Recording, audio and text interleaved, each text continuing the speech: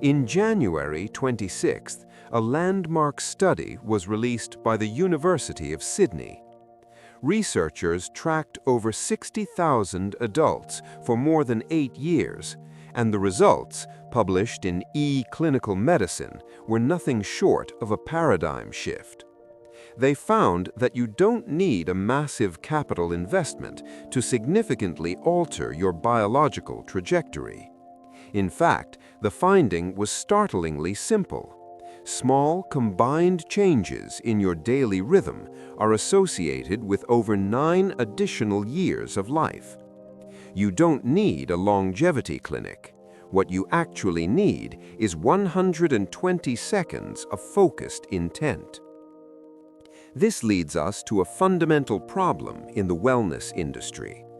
We are often sold isolated interventions, one miracle supplement, one new workout craze, one specific superfood. However, the human biological system is not a collection of independent parts. It is a complex, integrated network. Isolated interventions almost always produce weak results because they ignore the way our physiology actually functions. The Sydney researchers quantified what they call synergistic health effects. This is the 1 + 1 = 3 of biology. Your physiology amplifies health signals only when multiple variables are aligned simultaneously. This brings us to the core of our protocol. 2 minutes of vigorous movement does not work in a vacuum. It works because it is integrated into a biological triad: sleep duration, glucose regulation, and nutrient signaling.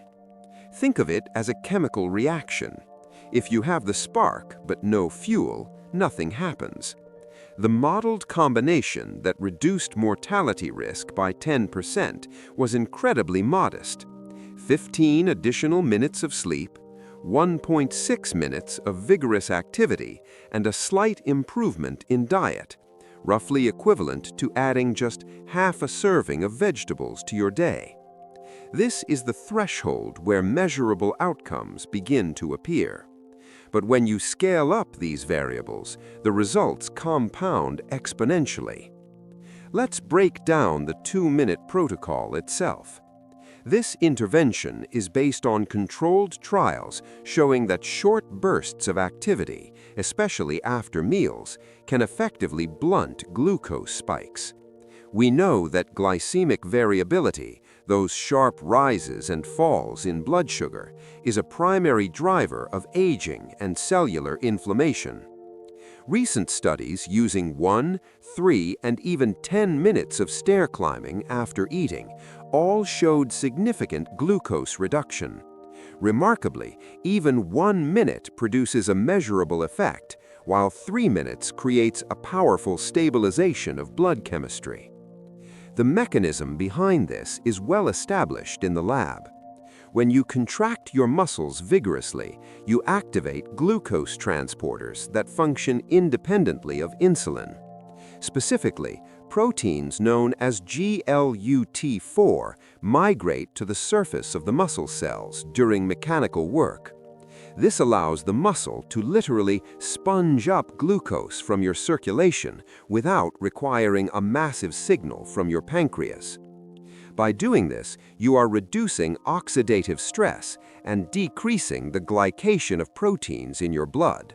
You aren't just exercising, you are engineering your internal environment. The execution of this protocol is intentionally simple so that it can be repeated without fail. We suggest stair climbing, brisk walking, or high-intensity bodyweight squats. The minimum requirement is 2 minutes at a vigorous intensity performed within 30 minutes of finishing a meal. However, it is vital to remember that this is not a complete health protocol on its own. It is the minimum viable intervention. The Sydney data showed that the real longevity jackpot belongs to those who hit the optimal dose. Individuals who secured 7 to 8 hours of sleep, maintained 40 minutes of daily movement, and followed a high-quality diet lived over 9 years longer than their peers. This is where the synergy becomes undeniable.